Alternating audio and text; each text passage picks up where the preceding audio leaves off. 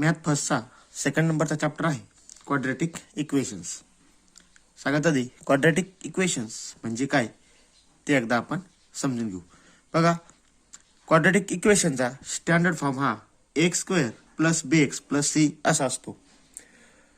आपण पॉलिनॉमियल बघितलेला आहे. पॉलिनॉमियलचाच हा एक प्रकार आहे. फक्त इथं प्रत्येक पॉलिनॉमियल इक्वल घ्यायची कोणाबरोबर, झिरो बरोबर घ्यायची असते. हा स्टँडर्ड फॉर्म झाला.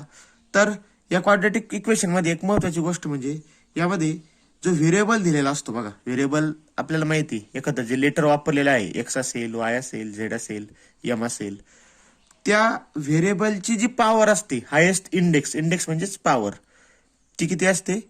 2 असते. ओके, म्हणजे व्हेरिएबलची हायेस्ट पॉवर जर 2 असेल तर त्या इक्वेशनला म्हणायचं क्वाड्रॅटिक इक्वेशन. जर व्हेरिएबलची हायेस्ट पॉवर 1 असेल तर त्याला आपण काय म्हणतो? Linear equation. आपण पहिला चॅप्टर तो बघितलेला आहे. आता व्हेरिएबलची हायेस्ट पॉवर किती असेल? 2 असेल. म्हणून हे जे इक्वेशन आहे याला म्हणायचं क्वाड्रॅटिक इक्वेशन. याचा स्टँडर्ड फॉर्म लक्षात घ्यायचा, x square plus b x plus c is equal to 0. बघा, पहिली जी टर्म दिलेली होती त्याच्यामध्ये व्हेरिएबलची पॉवर 2 आहे, दुसऱ्या टर्म मध्ये 1 आहे, तिसऱ्या टर्म मध्ये व्हेरिएबलची पॉवर 0 आहे, म्हणून त्या ठिकाणी ते दिलेलं नाही. ओके, आणि एक महत्वाची गोष्ट, ए हा कधीही 0 नसतो, हे महत्वाचं आहे. जर हा ए जर 0 घेतला आपण, इथला एखादा नंबर समजा तुझा 0 घेतला तर एक्स स्क्वेअरची टर्मच गायब होऊन जाईल. आणि ती टर्म गायब झाल्यावर काय राहील शिल्लक? फक्त बी एक्स प्लस सी, म्हणजे ते लिनियर इक्वेशन त्या ठिकाणी तयार होईल. म्हणून स्टँडर्ड फॉर्म जो आहे तो या प्रकारचा आहे, हे लक्षात घ्या. त्यानंतर पुढची एक महत्वाची गोष्ट, रूट्स ऑफ इक्वेशन्स. आता रूट्स ऑफ इक्वेशन म्हणजे काय? The values which satisfy the equations are called roots of equation. समजा एखादं इक्वेशन असेल आणि त्या इक्वेशन जर सॅटिस्फाय झालं एखाद्या व्हॅल्यूने, तर त्या व्हॅल्यूला त्या इक्वेशनचं रूट म्हणतात. हे एक महत्वाचं आहे. आपण ज्यावेळेस एक्झाम्पल सोडवायला घेऊ त्यावेळेस ते आपल्याला क्लिअर होईलच. तर चला आता प्रॅक्टिस सेट 2.1 ला आपण सुरुवात करू. पहिलं एक्झाम्पल बघा, राईट एनी 2 क्वाड्रॅटिक इक्वेशन. आपल्याला कोणते 2 क्वाड्रॅटिक इक्वेशन या ठिकाणी लिहायचे. आपल्याला माहिती व्हेरिएबलची हायेस्ट पॉवर आपल्याला 2 घ्यायची आहे. तर कोणताही तुम्ही या ठिकाणी एक लिहू शकता, 5x square plus 3x plus 7 is equal to 0. फक्त व्हेरिएबलची हायेस्ट पॉवर 2 घ्यायची, नेगेटिव्ह पॉवर चालत नाही, लक्षात घ्या. त्याच्यानंतर सेकंड लिहू आपण 3y square plus 4y plus 5 is equal to 0. हा ओपन एंडेड क्वेश्चन आहे, तुम्ही याचा आन्सर काही लिहू शकता, असं पर्टिक्युलर आन्सर येईल असं नाही. फक्त व्हेरिएबलची पॉवर 2 ऑलवेज रिमेन. तर आता सेकंड नंबरचं एक्झाम्पल बघा, decide which of the following are quadratic equation. खाली काही इक्वेशन्स आपल्याला दिलेले आहेत आणि त्याच्यापैकी कोणतं क्वाड्रॅटिक इक्वेशन आहे ते ठरवा. क्वाड्रॅटिक इक्वेशन असताना फक्त 2च गोष्टी महत्वाच्या असतात. ते इक्वेशन एकाच व्हेरिएबल मध्ये पाहिजे आणि त्यानंतर व्हेरिएबलची पॉवर 2 पाहिजे. पॉवर 2 बघायची फक्त आपल्याला. बघा हिअर, मग आता हे बघा इक्वेशन या ठिकाणी दिलेलं आहे, x square plus 5x minus 2 is equal to 0.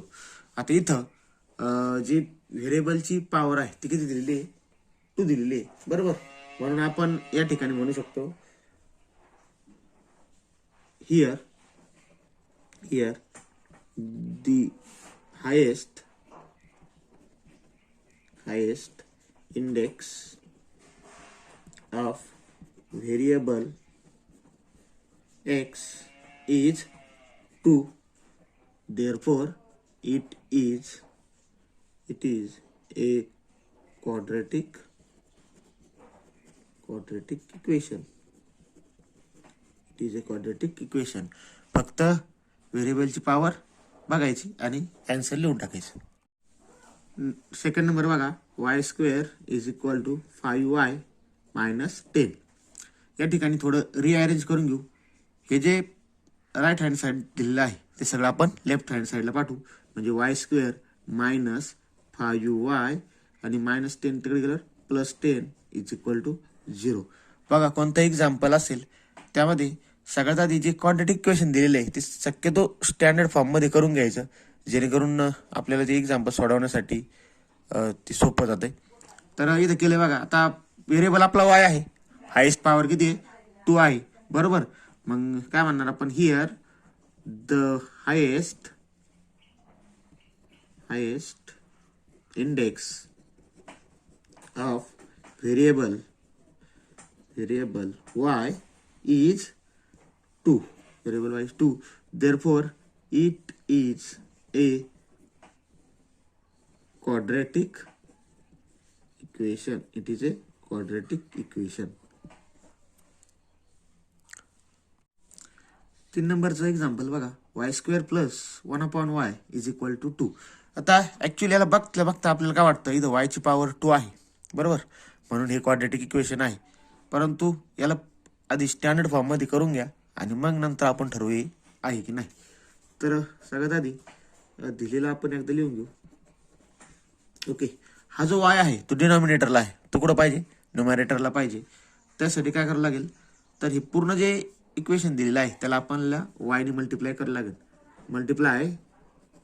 Multiply both sides by y. आता y ने मल्टिप्लाय केलं काय होईल, y इंटू y². ओके, पहिल्याला plus y into 1/y. Okay, आणि is equal to y into 2 असे ते बनेल. y into y², y cube येईल तिथं बरोबर, y ची पॉवर वाढेल एकने. त्याच्यानंतर प्लस y एकमेकाला कॅन्सल होतील, कोण शिल्लक राहील फक्त 1, आणि y इंटू 2 म्हणजे झालं ते 2y. आता हे 2y फक्त या साईडला घेतो मी, y³ minus 2y plus 1 is equal to 0. हा झाला स्टँडर्ड फॉर्म. आता इथं बघा, जो व्हेरिएबल y आहे त्याची हायेस्ट इंडेक्स किती आहे, 3 आहे. आपल्याला किती पाहिजे, 2 पाहिजे, म्हणून हे क्वाड्रेटिक इक्वेशन नाही. म्हणून इथं म्हणा here the highest index of variable y is किती दिली, 3 दिलेली आहे. Therefore it is not a quadratic equation. It is not a quadratic equation. Okay, बघा देताना आपल्याला काय दिलेलं होतं, आपण कसं तर सिम्प्लिफाय केलं आणि मग सोडवलेलं आहे. यानंतर 4 नंबरचा बघा, x plus 1/x is equal to -2. आता याला बघितलं आपल्याला वाटेल की x ची पॉवर या ठिकाणी 1 दिलेली आहे, तर ही क्वाड्रेटिक इक्वेशन नाही. तर लगेच अंदाज आपण लावायचा नाही, त्याला थोडं सिम्प्लिफाय करून घ्यायचं. तर बघा, x plus 1/x is equal to -2. आता काय करणार, आता जे केलं तेच, कारण की हा जो डिनॉमिनेटरला आहे त्याला कॅन्सल करायचं म्हणजे न्यूमरेटरला x ने मल्टिप्लाय करू. Multiply both sides bye x ने त्याला दोन्ही साइडला मल्टिप्लाय करू. काय होईल, x into x plus x into 1/x is equal to x into -2. x into x चा स्क्वेअर करेक्ट, x ला x कॅन्सल म्हणजे तिथं राहिलं फक्त 1, आणि इकडे आलं -2 इंटू x -2x. आता हे -2 इकडे जाऊ, स्टँडर्ड फॉर्म मध्ये करून घेऊ. x² -2 इकडे आला प्लस 2x, हा +1 आहे इथं दिलेला ऑलरेडी, इज इक्वल टू 0. हा झाला स्टँडर्ड फॉर्म. हायेस्ट पॉवर काय झाली, व्हेरिएबलची 2 झाली. ओके, म्हणून here the highest index of variable x is 2. ती 2 आहे, म्हणून it is a quadratic equation. हे क्वाड्रेटिक इक्वेशन आहे. It is quadratic equation. 5 number बघू, m+2 आणि m-5 is equal to 0. 2 bracket दिलेले आहे. सगळ्यात आधी हे जे मल्टिप्लाय ब्रॅकेटचे ते आपल्याला करून घ्यावं लागेल, आणि मग आपल्याला जे इक्वेशन भेटेल त्याच्यानुसार ठरवावं लागेल की क्वाड्रेटिक इक्वेशन आहे की नाही. सगळ्यात आधी जे दिलंय ते लिहितो मी, m+2 m-5 is equal to 0. आता या एमने काय करा, पूर्ण ब्रॅकेटला मल्टिप्लाय करा. एम हे पूर्ण second bracket copy, m minus 5. आता +2 लिहा, +2 लिहिला, सेकंड ब्रॅकेट कॉपी करा, m minus 5 is equal to 0.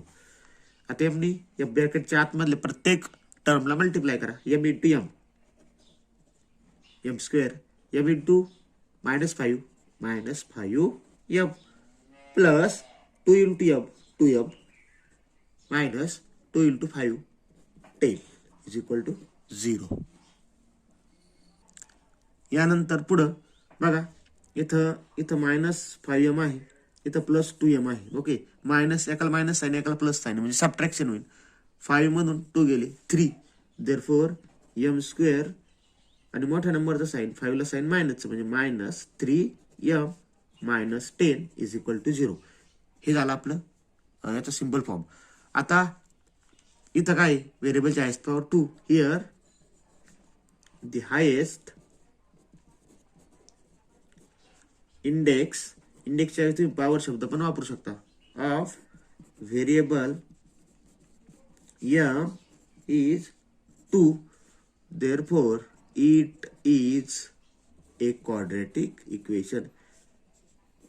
जे दिलेलं होतं ते काय आहे, क्वाड्रॅटिक इक्वेशन आहे. बघा, प्रत्येक उदाहरणात आपल्याला काय केलेलं राहील, काही वेळेस इक्वेशन डायरेक्टली देतील, काही वेळेस दुसऱ्या फॉर्म मध्ये देतील. आपल्याला ते काय करावं लागेल, सिंपल म्हणजे स्टँडर्ड फॉर्म मध्ये त्याला आणावं लागेल आणि त्याच्यानंतर ठरवावं लागेल की ते क्वाड्रॅटिक इक्वेशन आहे की नाही.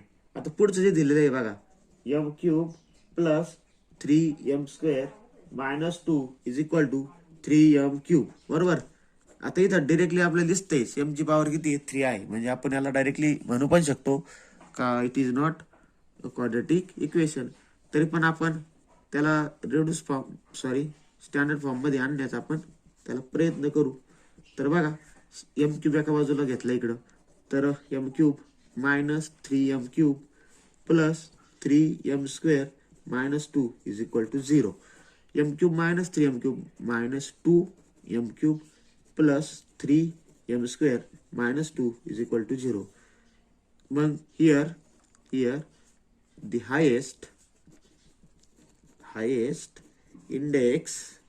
index of variable is 3, therefore it is not a quadratic equation नाही. बघा, थर्ड नंबरचं एक्झाम्पल आता काय दिलंय, write the following quadratic equations in the form x² plus bx plus c is equal to 0. Write the values of ABC for the each equations. खाली equation दिलेले आहे, तुम्हाला स्टँडर्ड फॉर्म मध्ये लिहायचे आहे. म्हणजे x² plus bx plus c या form मध्ये त्यांना आणायचे आणि त्यानंतर एबीसीच्या किमती तुम्हाला त्या ठिकाणी लिहायच्या आहेत. तर पहिलं एक्झाम्पल बघू, 2y is equal to 10 minus y².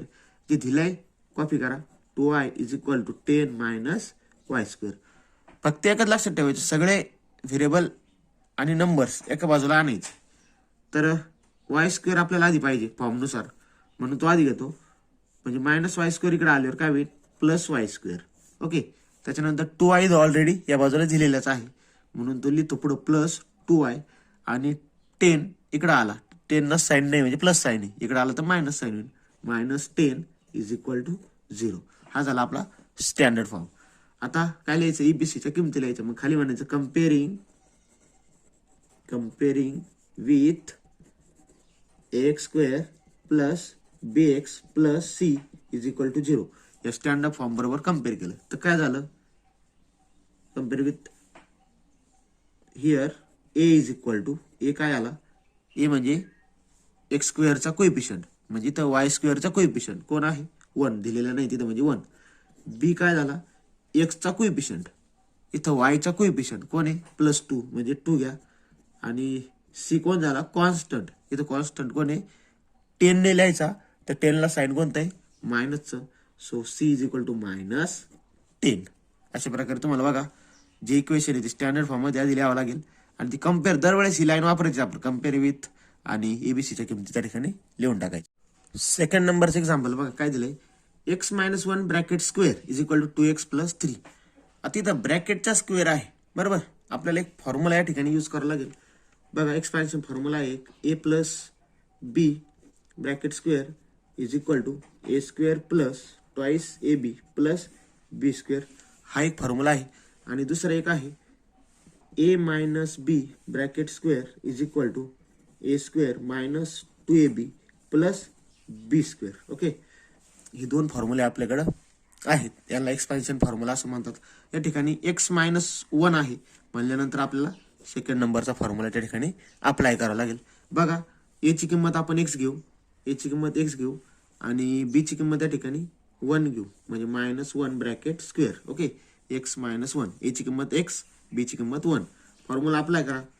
ए चा स्क्वेअर म्हणजे कोणाचा स्क्वेअर, एक्सचा स्क्वेअर, एक्सचा स्क्वेअर काय येईल एक्स स्क्वेअर बरोबर, मायनस 2 इंटू ए इंटू बी, 2 इंटू ए म्हणजे 2x इंटू बी म्हणजे 1, 2x इंटू 1 म्हणजे फक्त 2x, त्याच्याकडे 2x येईल. आणि बी स्क्वेअर म्हणजे 1चा स्क्वेअर, पण साइन कोणतं आहे प्लस, 1चा स्क्वेअर केला तर 1च येतोय आपल्याला माहिती. ओके, म्हणजे हे झाले याचे एक्सपान्शन, हे आपल्याला तिथं अप्लाय डायरेक्टली करायचं आहे. ओके, तर हे तुम्ही रफ वर्कमध्ये करू शकता. ओके, रफ वर्कमध्ये हे करायचं आहे आणि तिथे डायरेक्टली आपण लिहू शकतो. सो आन्सर सॉल्व्ह करायला घ्या तुम्ही त्याचं. बघा आधी दिलेलं काय ते लिहून घेऊ, x minus one bracket square is equal to 2x plus 3. आता याचं जे एक्सपान्शन आहे ते इथं मी करून दाखवलेलं आहे तुम्हाला, ते डिरेक्टली मी लिहिणार आहे. काय येईल ते, x square minus 2x plus 1 is equal to, इकडची बाजू आहे तशीच 2x प्लस 3. आता एकाचे टर्म सगळ्या तिकडं कॉपी करा, साइन पण चेंज होती तुम्हाला माहिती आहे. X square minus 2x plus 2x पलीकडे गेला तर मायनस 2x होईल, तर मायनस 2x हा प्लस 1 आहे तसंच लिहा, आणि प्लस 3 पलीकडे गेला तर मायनस 3 त्या ठिकाणी होईल इज इक्वल टू 0. बघा व्यवस्थित आणि काळजीपूर्वक बघा, याचं एक्सपान्शन आधी केलं, तो फॉर्म्युला वापरला, कसा वापरला मी सांगितलं. त्याच्यानंतर ह्या ज्या राईट हँड साईडला जे काही दिलेलं असतं ते कुठं मूव्ह करायचं असतं आपल्याला, लेफ्ट हँड साईडला. मग मूव्ह करत असताना त्यांचे साईन चेंज होतात, एवढंच लक्षात ठेवायचं. म्हणजे 2x चं साईन होईल मायनस 2x प्लस 3 चं साईन होईल मायनस 3. आता हे थोडं सोडून घेऊया, पाहिलं एक्स स्क्वेअर आहे तसाच लिहिला, मायनस 2x काय झालं मायनस 4x, कारण की सेम साईन आहे, ऍडिशन होईल. आणि पुढं प्लस 3 मायनस 3 वेगवेगळं साईन आहे, मायनस 3 मधून 1 गेला, मायनस 2 इज इक्वल टू 0. हे झालं आपलं the standard form of given equation, हे झालं स्टँडर्ड फॉर्म. कम्पेअर करा आता, एबीसीच्या किमती शोधायच्या. Comparing with ax square plus bx plus c is equal to 0. Here a is equal to म्हणजे एक्स स्क्वेअरचा कोएफिशियंट आहे की नाही, एक्स स्क्वेअरचा कोएफिशियंट कोण दिलेलं नाही म्हणजे 1. बी म्हणजे एक्सचा कोएफिशियंट, एक्सच्या बरोबर कोण आहे -4, सो ऑफ हियर -4. आणि सी म्हणजे कॉन्स्टंट, तो काय आला -2. या ठिकाणी आपण तो लिहून टाकू. तर 3 नंबरचं बघा, x square plus 5x is equal to -3 minus x. तर आहे ते लिहून घ्या आधी एकदा, x square plus 5x is equal to -3 minus x. Simple आहे, फक्त या मायनस साईन इथं आतमध्ये मल्टिप्लाय करून घ्यायचं आहे आधी. एक्स स्क्वेअर प्लस इकडची बाजू आहे तीच ठेवा left side, minus sign multiply करा, -3 येईल, म्हणजे 3चं साईन मायनस होईल आणि मायनसचं साईन प्लस होईल, प्लस एक्स. हे फक्त आता राईट हँड साईड आपल्याला माहिती, लेफ्ट हँड साईडला पाठवून द्या. X square plus 5x, x आधी घ्या, प्लस एक्स तो तिकडे गेल्यावर मायनस एक्स, त्याच्यानंतर -3 गेल्यावर तिकडे गेल्यावर +3 इज इक्वल टू 0. पुढं काय देअरफॉर एक्स स्क्वेअर 5x मधून एक्स गेला, 4x plus 3 is equal to 0. हा आला आपला स्टँडर्ड फॉर्म. कम्पेअरिंग करा, comparing with ax square plus bx plus c is equal to 0. काय आला हिअर, ए काय आला, A is equal to X स्क्वेअरचा कोएफिशियंट कोण आहे दिलेलं नाही म्हणजे 1. बी कोण आला, एक्सचा कोएफिशियंट 4, आणि सी कोण आला 3, सी आला 3. 4 नंबर बघा, 3m square is equal to 2m square minus 9. हे पण सिंपल आहे, आधी दिलेलं काय आहे ते लिहून घेऊ आपण. त्याच्यानंतर जे राईट हँड साईडला आहे ते सगळं लेफ्ट हँड साईडला पाठवा.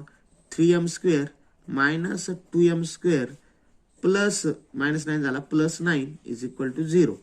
3m स्क्वेअर मधून 2m स्क्वेअर गेला, काय झाला m स्क्वेअर राहिला म्हणजे 1m स्क्वेअर राहिला आणि पुढं प्लस 9 इज इक्वल टू 0. आता बघा m स्क्वेअरची टर्म आहे पण m ची टर्म या ठिकाणी दिलेली नाही, ती मिसिंग आहे. म्हणजेच m ची टर्म मिसिंग असेल तर आपण त्याचा कोइफिशियंट काय घ्यायचा 0 घ्यायचा. म्हणजे आपण याला पुन्हा असं लिहू शकतो therefore m square plus m ची टर्म नाही तर दिलेली नाही बघा, म्हणून आपण ती घेणार आहे 0m आणि पुढचा जो कॉन्स्टंट आहे 9 तो आहे तसाच घ्या इज इक्वल टू 0. हा झाला स्टँडर्ड फॉर्म. इथं इथपर्यंत आल्यानंतर थांबायचं नाही, इथपासून पुढे पण तुम्हाला एक स्टेप करायची आहे. आता कम्पेअर करा. Comparing with ax square plus bx plus c is equal to 0. A काय आला a is equal to 1, b 0 आला, 0 आहे तिथं आणि c दिलाय 9. ओके, तर बघा इथं एखादी टर्म मिक्स असेल तर तिथे कशा प्रकारे 0 घ्यायचे. जर कॉन्स्टंट मिक्स असेल तर कॉन्स्टंट पण तुम्ही त्या ठिकाणी 0 घेऊ शकता. 5 नंबरचं एक्झाम्पल बघा. p into 3 plus 6p is equal to -5. तर काय करा, हा जो बाहेर p दिलेला आहे त्या p न काय करा ब्रॅकेट मधल्या दोघांना मल्टिप्लाय करा. p इंटू 3 म्हणजे 3p आला बरोबर, आणि प्लस साइन आहे p इंटू 6p म्हणजे 6p square is equal to -5. याला रिअरेंज करा थोडं. स्क्वेअरची टर्म आधी घ्या 6p स्क्वेअर, नंतर प्लस 3p घ्या घेतला आणि हा -5 इकडे आला तर होईल +5 इज इक्वल टू 0. हे झालं स्टँडर्ड फॉर्म. कम्पेअर करा. Comparing with X square plus bx plus c is equal to 0. याच्याबरोबर कम्पेअर केलं तर a आला आपला 6, इथं 6 आहे, b आला 3 आणि c आला या ठिकाणी 5. ओके, तर एबीसीच्या किमती आपल्याला मिळून जातील. आणि 6 नंबरचे एक्झाम्पल बघा. X square minus 9 is equal to 13. तर पहिलं तर आहे तसं लिहून घेऊ, हे सगळ्यात सिंपल दिसते मला. प्लस 13 या साईडला घेऊन या. X square minus 9 minus 13 is equal to 0. -13 -9. Okay, -22. So right here therefore x square -22 is equal to 0. तर इथे एक्सची टर्म गायब आहे बरोबर, मिस आहे, कारण की पहिली टर्म आहे डायरेक्ट लास्ट टर्म आहे. आपल्याला माहिती तिथं काय घ्यायचा 0 घ्यायचा plus 0x -22 is equal to 0.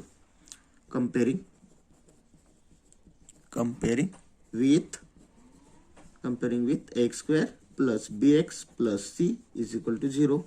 Here a is equal to 1, okay, b is equal to 0 and c is equal to -22. Okay, तर आज आपण बघा सेकंड नंबर चॅप्टर सुरू केला. त्याच्यानंतर पहिला प्रॅक्टिस सेट जो होता 2.1 त्याच्यामधलं पहिलं एक्झाम्पल आणि दुसरं एक्झाम्पल आपण आणि तिसरं 3 एक्झाम्पल आपण या ठिकाणी सॉल्व्ह केलेलं आहे. राहिलेले एक्झाम्पल आपण उद्याच्या व्हिडिओमध्ये सॉल्व्ह करू. थँक्यू. मॅथ फर्स्टचा सेकंड नंबरचा चॅप्टर आहे क्वाड्रॅटिक इक्वेशन्स. सगळ्यात आधी क्वाड्रॅटिक इक्वेशन्स म्हणजे काय ते एकदा आपण समजून घेऊ.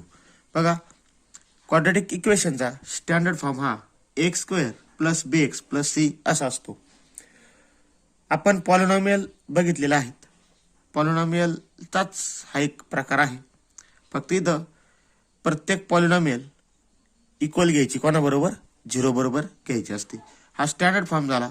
तर या क्वाड्रॅटिक इक्वेशन मध्ये एक महत्वाची गोष्ट म्हणजे यामध्ये जो व्हेरिएबल दिलेला असतो बघा, व्हेरिएबल आपल्याला माहिती एखादं जे लेटर वापरलेलं आहे एक्स असेल वाय असेल झेड असेल एम असेल, त्या व्हेरिएबलची जी पॉवर असते हायेस्ट इंडेक्स म्हणजेच पॉवर ती किती असते 2 असते. ओके, म्हणजे व्हेरिएबलची हायेस्ट पॉवर जर 2 असेल तर त्या इक्वेशनला म्हणायचं क्वाड्रॅटिक इक्वेशन. जर व्हेरिएबलची हायेस्ट पॉवर 1 असेल तर त्याला आपण काय म्हणतो लिनियर इक्वेशन. आपण पहिला चॅप्टर तो बघितलेला आहे. आता व्हेरिएबलची हायेस्ट पॉवर किती असेल 2 असेल, म्हणून हे जे इक्वेशन आहे याला म्हणायचं क्वाड्रॅटिक इक्वेशन. याचा स्टँडर्ड फॉर्म लक्षात घ्यायचा x square plus bx plus c is equal to 0. बघा, पहिली जी टर्म दिलेली होती त्याच्यामध्ये व्हेरिएबलची पॉवर 2 आहे, दुसऱ्या टर्म मध्ये 1 आहे, तिसऱ्या टर्म मध्ये व्हेरिएबलची पॉवर 0 आहे, म्हणून त्या ठिकाणी ते दिलेलं नाही. ओके, आणि एक महत्वाची गोष्ट, ए हा कधीही 0 नसतो, हे महत्वाचं आहे. जर हा ए जर 0 घेतला आपण, इथला एखादा नंबर समजा तुझा 0 घेतला, तर एक्स स्क्वेअरची टर्मच गायब होऊन जाईल आणि ती टर्म गायब झाल्यावर काय राहील शिल्लक? फक्त bx प्लस सी, म्हणजे ते लिनियर इक्वेशन त्या ठिकाणी तयार होईल. म्हणून स्टँडर्ड फॉर्म जो आहे तो या प्रकारचा आहे, हे लक्षात घ्या. त्यानंतर पुढची एक महत्वाची गोष्ट, रूट्स ऑफ इक्वेशन्स. आता रूट्स ऑफ इक्वेशन म्हणजे काय? The values which satisfy the equations are called roots of equation. समजा एखादं इक्वेशन असेल आणि त्या इक्वेशन जर सॅटिस्फाय झालं एखाद्या व्हॅल्यूने, तर त्या व्हॅल्यूला त्या इक्वेशनचं रूट म्हणतात. हे एक महत्वाचं आहे. आपण ज्यावेळेस एक्झाम्पल सोडवायला घेऊ त्यावेळेस ते आपल्याला क्लिअर होईलच. तर चला आता प्रॅक्टिस सेट 2.1 ला आपण सुरुवात करू.